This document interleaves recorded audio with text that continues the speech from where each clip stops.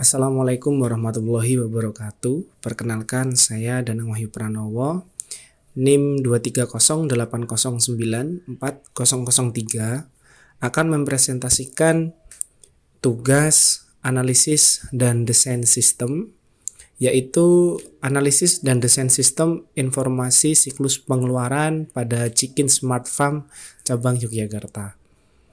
Baik, untuk memanfaatkan waktu, langsung saja. Latar belakang, Cikin Smart Farm Yogyakarta adalah cabang dari perusahaan Cikin Smart Farm yang berfokus pada peternakan ayam berbasis teknologi Internet of Things atau IoT dan juga pertanian pintar. Nah, untuk peternakan berbasis teknologi IoT ini, Smart Farm dia menjual produk berupa kipas untuk menjaga sirkulasi kandang ayam berbasis teknologi, jadi bisa menyesuaikan suhu di dalam kandang ayam tersebut. Visi dari Smart Farm ini menjadi cabang terdepan dalam pengembangan peternakan ayam berbasis teknologi, dan misinya adalah menyediakan teknologi IoT untuk memantau kondisi ayam, membantu peternak lokal dengan solusi teknologi, dan menjadi mitra strategis bagi peternak untuk meningkatkan hasil ternak. Nah, di sini dia ada tahapan procurement, yaitu pengajuan purchase request, approval dari atasan, pemilihan vendor, penerimaan, dan pencatatan tagihan. Jadi sebelum slide ini saya lanjut, siklus pengeluaran Cikin itu ada 3, yaitu operasional dan juga procurement. Operasional dibagi menjadi 2, yaitu petty cash dan juga reimbursement. Nah, yang kita bahas di sini adalah tahap pengeluaran yang procurement. Dokumen terkait yaitu dokumen operasional, yaitu nota pengeluaran harian. Ini jadi untuk pengeluaran operasional tadi yang 2 jenis. Terus ada dokumen dengan vendor, bill atau tagihan yang diterima setelah pembelian. Slide selanjutnya yaitu flowchart siklus pengeluaran. Nah, di sini khususnya pengeluaran di procurement tadi ya. Di sini kita bisa lihat awalnya adalah dari tim produksi mengajukan permintaan pembelian. Dia mengajukan kepada stakeholder, di sini ada stakeholder ya. Setelah itu stakeholder setelah setuju, dia akan konfirmasi ke tim pembelian. Setelah itu tim pembelian akan melakukan pemilihan vendor. Setelah vendor dipilih, maka tim pembelian akan membuat PO. Setelah pembuatan PO, tim pembelian akan meneruskan ke keuangan. Ini tim keuangan. Tim keuangan menerima invoice tagihannya. Setelah itu melakukan pembelian. Setelah barang dibeli dan didapat, maka barang akan diberikan ke tim produksi lagi di sini. Setelah tim produksi menerima barang, tim produksi nanti akan memberi informasi kepada tim keuangan, dan tim keuangan melakukan pembayaran. Setelah itu melakukan pencatatan akuntansi dan siklus pengeluaran pun selesai. Itu untuk flowchart siklus pengeluaran. Di sini ada tabel pengeluaran.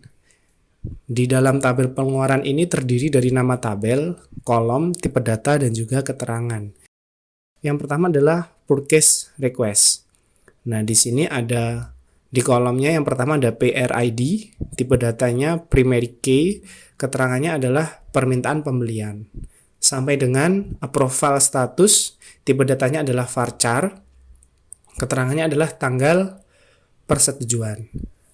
Tabel yang kedua adalah purchase order. Di dalam kolom ada kodenya POID, tipe datanya primary key, dan keterangannya adalah ID pesanan pembelian. Sampai dengan kolom terakhir dari purchase order yaitu total amount, tipe datanya desimal, keterangannya total jumlah pembelian.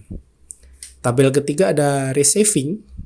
Di kolom pertama di sini ada receiving ID, tipenya adalah primary key, dan keterangannya adalah ID penerimaan barang, sampai dengan quantity received dengan tipe datanya INT, dan keterangannya jumlah barang diterima. Tabel keempat adalah invoice, di mana kolom yang pertama itu jenisnya invoice ID, kodenya. Tipe datanya primary key dan keterangannya adalah ID tagihan. Sampai dengan kolom yang terakhir due date, tipe datanya date dan juga keterangannya tanggal jatuh tempo.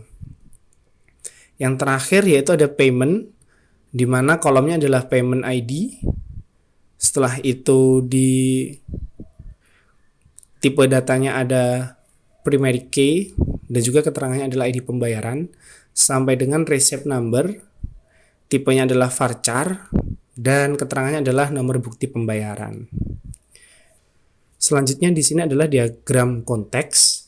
Di sini ada siklus pengeluaran di mana ada 1 2 3 4 5 entitas ya yang terlibat, yaitu tim produksi, tim pembelian, tim keuangan, stakeholder, vendor.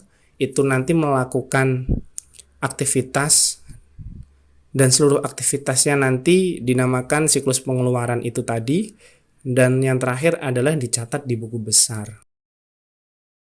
Dan ini adalah data flow diagram level 0. Nah, data flow diagram level 0 ini menceritakan keseluruhan aktivitas di siklus pengeluaran.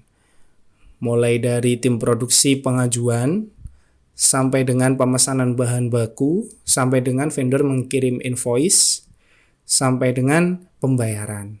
Data flow diagram level 1 ini adalah breakdown dari level 0 tadi, di mana kalau level 1 ini menjelaskan tentang pengajuan pengadaan bahan baku ya. Jadi di sini bisa dilihat tim produksi mengajukan procurement, setelah itu menyiapkan PO, setelah PO disiapkan, pengiriman purchase order ke vendor, dan vendor mengirimkan invoice. Setelah itu akan disimpan di database PO dan juga invoice. Setelah itu, jika barang sudah diterima, nanti akan ada permintaan pembayaran ke tim keuangan. Dan di data flow diagram level 2 ini adalah flowchart tentang penerimaan barang. Di sini bisa kita lihat vendor ini mengirimkan barang. Setelah itu tim produksi menerima, selanjutnya ada verifikasi barang. Setelah verifikasi penerimaan barang, ada laporan penerimaan ke admin. Setelah itu notifikasi pembayaran ke tim keuangan. Dan pembayaran ke vendor ini disimpan di database penerimaan barang. Seperti itu. Slide terakhir yaitu kesimpulan. Sistem informasi meningkatkan efisiensi dan akurasi pengelolaan pengeluaran. Selain itu, sistem informasi juga mendukung kelancaran operasional dan keputusan yang lebih baik. Terima kasih. Sekian presentasi dari saya. Assalamualaikum warahmatullahi wabarakatuh.